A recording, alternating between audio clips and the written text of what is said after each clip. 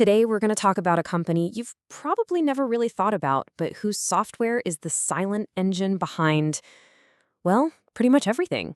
Your favorite soda, your new sneakers, maybe even the global economy itself. Okay, let's just kick things off with a stat that is honestly pretty wild. Get this. 99 out of the 100 largest companies in the entire world all rely on software from one single German business. This isn't just a big market share, it's practically a monopoly at the very top. So think about the last thing you bought, a can of Coke, a pair of Nikes. Behind that famous logo and all the flashy marketing, there's an incredibly high chance this one company's software was managing the whole shebang, from the raw materials all the way to the final sale. So how on earth did they do it? Well, the story of SAP doesn't start with sleek cloud servers and artificial intelligence. Nope.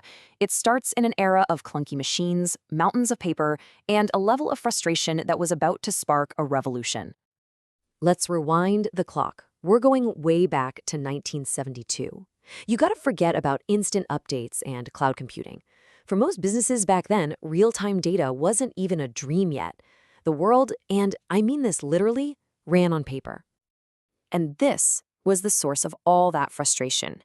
You see, 5 former IBM engineers were looking at a world run by these things: punch cards. Every single command, every piece of data had to be physically punched as a little hole onto a stiff piece of paper. Your entire program was just a fragile, clunky stack of cards. For their very first client, a chemical company called ICI, a simple task like placing an order was a multi-day nightmare. You'd punch all the cards, you'd run the whole job overnight, and you'd just pray you didn't get a long list of errors the next morning. And if you did, well, you had to find the mistake, punch a new card, and start the whole process all over again. The process was so agonizing, so incredibly prone to error, that employees were constantly on the verge of just giving up. I mean, can you imagine your entire job depending on not making a single typo across hundreds of physical cards? And this story just shows you how fragile software was back then. It wasn't some digital file you could just recover from the trash. No. The co-founder, Hasso Plattner, actually dropped an entire program on the floor, a whole box full of these punch cards. And just like that, poof, 2 full days of work were gone. Everything had to be meticulously sorted and put back in order by hand. So out of all that frustration, a truly revolutionary idea started to brew. The problem wasn't just a bug here or there. The problem was the entire system. And the founders of SAP realized there had to be a fundamentally better way to do all of this. Their vision was simple, but completely radical for the time. Replace all those separate, slow, paper-based processes with one single, unified software system that worked in real time. No more waiting overnight for results. You get your answers right now. And the change was absolutely transformative. A user could now just type an order into a screen, instantly check if the inventory was available, and confirm the entire transaction right there on the spot. A process that used to take days was now done in seconds. This was the other piece of the magic, the real secret sauce: integration. For the very first time, an action in one part of the business, let's say a sale, was immediately visible across the entire company, in accounting, in the warehouse, everywhere. No more separate books, no more disconnected departments. It was all one living, breathing system.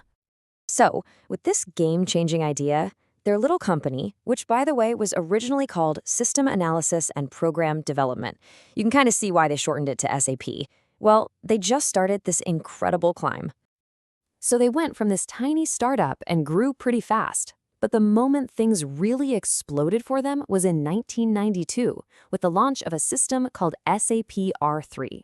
That was the software that took them from being a niche player to an absolute global powerhouse, putting their software into the biggest companies in the world. But of course, that kind of growth doesn't go unchallenged. As technology evolved, some really fierce competitors popped up, especially with the rise of cloud-native software from companies like Salesforce and Workday. Suddenly, SAP's whole model was at risk of looking, well, old-fashioned. So how did SAP defend its empire? Well, they had a superpower. It's a concept called stickiness. See, once a company builds its entire global operation on SAP and tailors it perfectly to their industry, moving away becomes incredibly difficult, super risky, and just astronomically expensive. They weren't just a software vendor anymore. They had become the central nervous system of the business. All right, so let's fast forward 50 years. After that whole journey, what's the result? Let's just take a quick look at the sheer scale of SAP's influence on the world today. Right now, SAP serves over 430,000 customers. And we're not talking small businesses here. We are talking about the absolute titans of industry. And they support those titans across 180 different countries, which makes this one of the most truly global operations on the entire planet. But this next number, this is the one that truly shows you their impact. Just try to wrap your head around this for a second. 77% of all the world's transaction revenue, that's nearly 4 out of every $5 that changes hands for goods and services globally, touches an SAP system at some point. That is insane. And, even with all that competition, they've managed to adapt. In 2023, they hit this huge milestone. For the first time ever, their revenue from modern cloud services actually surpassed the money they make from traditional software licenses. It's proof that their massive, difficult pivot to the cloud is actually working. The story of SAP really shows us that behind the brands we see and the products we buy, there are these powerful, hidden systems just quietly running the world. And it kind of makes you wonder, right? What other invisible giants are out there, shaping our lives, operating just out of sight?